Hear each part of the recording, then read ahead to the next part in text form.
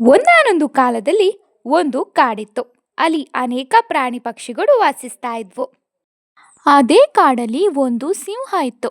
ಆ ಸಿಂಹಗೆ ಬಹಳ ದಿನದಿಂದ ಆಹಾರ ಸಿಗದೆ ಅದು ಆಹಾರಕ್ಕಾಗಿ ಕಾಡಿಡೀ ಅಲಿತಾ ಇತ್ತು. ಹೀಗೆ ಆಹಾರ ಹುಡುಕ್ತಾ ಇರಬೇಕಾದ್ರೆ ಅದರ ಕಣ್ಣಿಗೆ ಒಂದು ಗುಹೆ ಬಿತ್ತು. ವಾ, ಇಲ್ಲೊಂದು ಗುಹೆ ಇದೆ. ಇದರ ಒಳಗೆ ಯಾವುದೋ ಪ್ರಾಣಿ ವಾಸಿಸುತ್ತಿರುವ ಹಾಗೆ ಅನಿಸ್ತಾ ಇದೆ.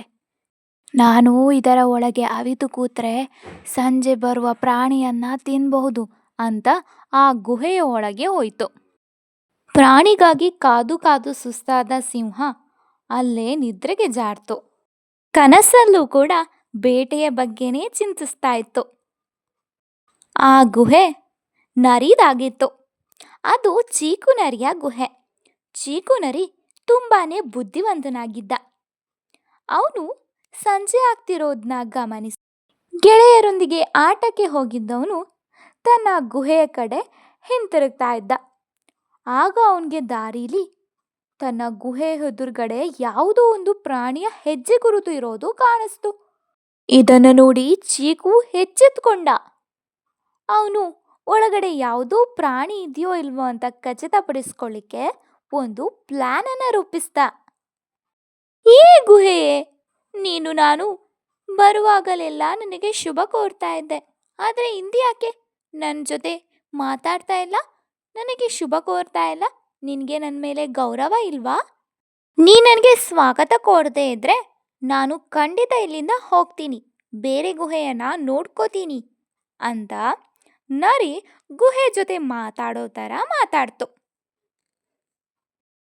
ಇದೆಲ್ಲವನ್ನ ಒಳಗಡೆಯಿಂದ ಮಲಕ್ಕೊಂಡಿದ್ದಂತಹ ಸಿಂಹ ಕೇಳಿಸ್ಕೊಳ್ತು. ಅಯ್ಯೋ, ನಾನಿರುವ ಭಯದಿಂದ ಈ ಗುಹೆ ಮಾತಾಡ್ತಿಲ್ಲ ಅನ್ನಿಸ್ತಾ ಇದೆ. ನಾನೇ ಮಾತಾಡಬೇಕು ಅಂತ ಸಿಂಹ ಓ ನನ್ನ ಯಜಮಾನ, ನಿಮಗೆ ಸ್ವಾಗತ ಅಂತ ಹೇಳ್ತು. ಇದನ್ನು ಕೇಳಿಸಿಕೊಂಡ ನರಿಗೆ ತನಗಾಗಿ ಒಂದು ಪ್ರಾಣಿ ಒಳಗೆ ಕಾದು ಕುಳಿತಿದೆ ಅನ್ನೋದು ಗೊತ್ತಾಯ್ತು. ಸ್ವಲ್ಪವೂ ಕಾಲಹರಣ ಮಾಡದೆ ಅಲ್ಲಿಂದ ವೇಗವಾಗಿ ಓಡ್ಹೋಯ್ತು. ತನ್ನ ಪ್ರಾಣವನ್ನ ರಕ್ಷಿಸ್ಕೊಳ್ತು. ಇತ್ತ ಕಡೆ ಸಿಂಹ ತನ್ನ ಬೇಟೆಗಾಗಿ ಕಾದು ಕಾದು ನಿರಾಸೆಯಾಗಿ ಅಲ್ಲೇ ನಿದ್ರೆಗೆ ಜಾರ್ತು. ಇನ್ನೂ ಪ್ರಾಣಿ ಬರದಿದ್ದನ್ನ ಗಮನಿಸಿ ಅದಕ್ಕೆ ತಾನು ಮೂರ್ಖನಾಗಿದ್ದೇನೆ ಅಂತ ಅರಿವಾಯ್ತು. ನಿರಾಸೆಯಿಂದ ಖಾಲಿ ಹೊಟ್ಟೆಯಲ್ಲೇ ತನ್ನ ಗೂಡಿನ ಕಡೆಗೆ ಮರಳಿತು. ನರಿ ತನ್ನ ಬುದ್ಧಿವಂತಿಕೆಯಿಂದ ಸಿಂಹದ ಕೈಯಿಂದ ತಪ್ಪಿಸ್ಕೊಳ್ತು. ಅದಕ್ಕೆ ಹೇಳೋದು ಮಕ್ಕಳೇ, ನಮಗೆ ಶಕ್ತಿಗಿಂತ ಯುಕ್ತಿ ತುಂಬ ಮುಖ್ಯ ಅಂತ.